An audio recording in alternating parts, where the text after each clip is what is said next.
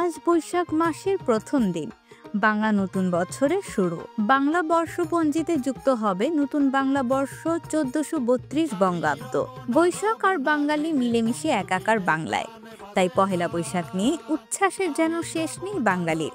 এদিন নানা আয়োজনে বর্ষবরণ করা হয়ে থাকে পুরো দেশ জুড়ে। ভোরের নতুন সূর্য ওঠার মধ্য দিয়ে 1432 বঙ্গাব্দের প্রথম প্রভাতে শুরু হয় বর্ষবরণ। বাংলা নববর্ষ 1432 জাঁকজমকপূর্ণভাবে উদযাপনের লক্ষ্যে জাতীয় পর্যায়ে ব্যাপকভাবে কর্মসূচি গ্রহণ করেছে সরকার। ছায়ানট ভোরে রমনা বটমূলে সাংস্কৃতিক অনুষ্ঠান আয়োজন করে। এছাড়াও বিভিন্ন সাংস্কৃতিক সংগঠন যথাযোগ্য মর্যাদায় বাংলা নববর্ষ উদযাপন করে। বাংলা নববর্ষের অনুষ্ঠান আবশ্যিকভাবে জাতীয় সঙ্গীত ও এসো হে বৈশাখ গান পরিবেশনের মাধ্যমে শুরু হয়ে থাকে।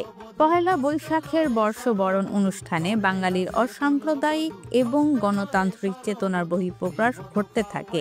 কালক্রমে বর্ষবরণ অনুষ্ঠান এখন শুধু আনন্দ উল্লাসের উৎসব নয়, এটি বাঙালির সংস্কৃতি একটি শক্তিশালী ধারক বাহক হিসেবে প্রতিষ্ঠিত হয়েছে।